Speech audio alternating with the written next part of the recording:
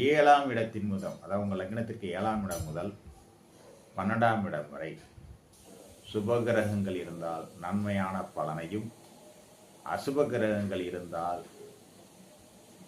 உங்களுக்கு அவ்வளவு சிறப்பான பலனையும் தராது. இது நான் சொல்லும் கருத்தல்ல. பிருகத் ஜாதகம், வராகமர் எழுதிய பிருகத் ஜாதகத்தில் கொடுக்கப்பட்டுள்ளது. இன்னும் நான் சொல்லும் அத்தனை விஷயங்களும் நூல் ஆதாரத்தினுடைய விஷயத்தில் தான் இருக்கும் ஒழிய என்னுடைய சொந்த கருத்தாக இருக்காது. என்றால் ஜோதிடத்தை இருப்பதை எடுத்து விதைப்போம் ஒழிய இல்லாத ஒன்றை விதைக்கக்கூடாது என்பது என்னுடைய தனிப்பட்ட கருத்து. அந்த இல்லாத விஷயம் வந்தால் நான் என்னுடைய அனுபவம், என்னுடைய உணர்வு ரீதியாக கிடைத்த விஷயமாக இருந்தால் நான் சொல்லுவேன். இப்பொழுது நீங்கள் உங்களுடைய ஜாதகங்களை எடுத்து வைத்துக் கொள்ளுங்கள். உங்கள் ஜாதகத்தில் உங்கள் லக்னம் முதல் 6 வீடுகளில் சுபகிரகம் இருந்தால் அவ்வளவு உயர்ந்த பலனை தராது என்பது சொல்லியிருக்கிறேன். இந்த சுபகிரகங்கள் என்பது என்ன அப்படின்னா,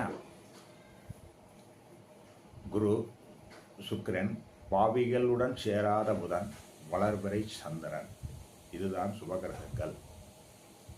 அதுபோல் அசுப கிரகங்கள் என்று சொல்லியிருக்கிறேன்.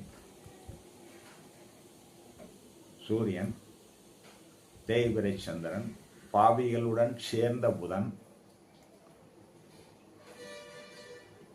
செவ்வாய், சனி, ராகு, கேது, இவையே. இதன் அடிப்படையில் உங்கள் ஜாதகங்களை முதலில் ஆய்வு செய்யுங்கள்.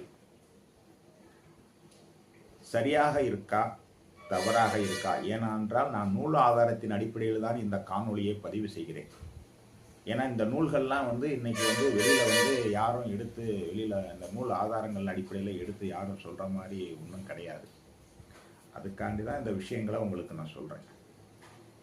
மற்றொரு விஷயத்தையும் உங்களுக்கு பகிர்கிறேன். அதாவது ஒருவர் துலா லக்னத்தில் பிறந்திருக்கிறார். அப்ப துலாம் முதல் மீனம் வரை அசுப கிரகங்கள் இருந்தால் நன்மையான பலனையும், சுபகோள்கள் இருந்தால் உயர்ந்த பலனையும் அந்த ஜாதகர் அனுபவிக்க முடியாது. அதுபோல்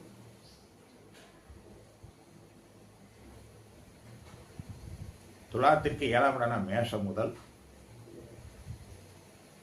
கன்னி வரை சுபகிர